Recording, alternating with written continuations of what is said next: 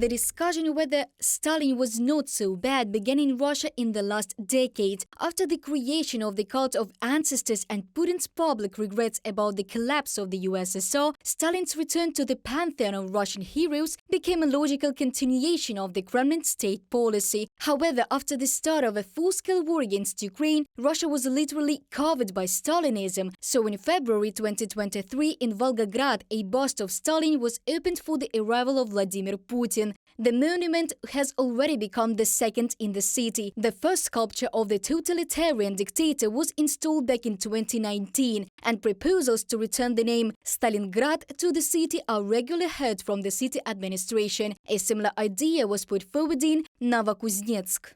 Новокузнецк, как название города само по себе, наверное, оно... Novokuznetsk as the name of the city is not that irrelevant, but it requires such an adjustment. This is, of course, Kuznetsk, Stalinsk, Novokuznetsk, as for example, Leninsk, Kuznetsk. And those who are trying to talk about the real activities of Stalin, mass crimes, the creation of the Gulag concentration camp system, and the organization of genocides, including the Holodomor, simply shut up. For example, the largest Russian Center for the Protection of Human Rights, Memorial, which investigates political repressions in the USSR and conducts educational work. Back in 2014, it was recognized in Russia as a foreign agent, and in March of 2022, the legal entity was liquidated. Now, as the result of denunciations, human rights activists face long prison terms. So the head of the memorial, Oleg Orlov, is accused of rehabilitating Nazism. For this, the man faces 5 years in prison. Under the current conditions, there can be no acquittal. Unless something fundamentally changes in the regime, unless it decides to change its purely repressive mode of action and at least create the appearance of a different regime. But so far, there are no signs that this could happen. All legislation does not comply with the rule of law, including the article on which I am being judged. Oleg Orlov, chairman of the board of the Human Rights Center Memorial, in an interview with Deutsche Welle.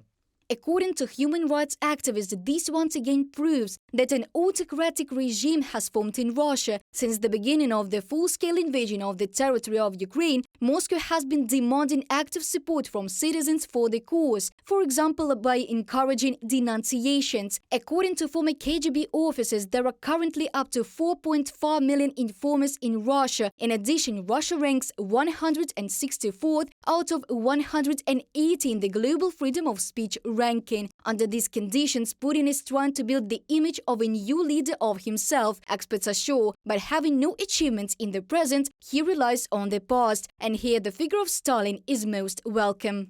На сегодня Сталин фактически ставится рядом с самим Путиным.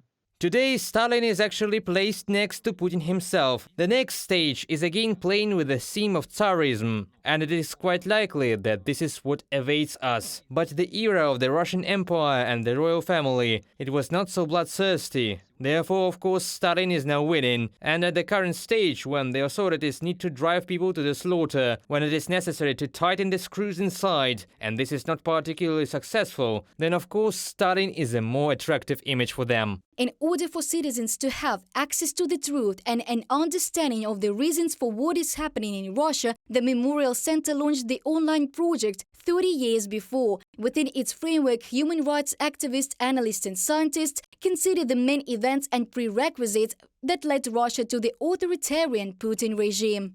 Reported by Diana Kolesnik, Danilo Kobza, UATV News.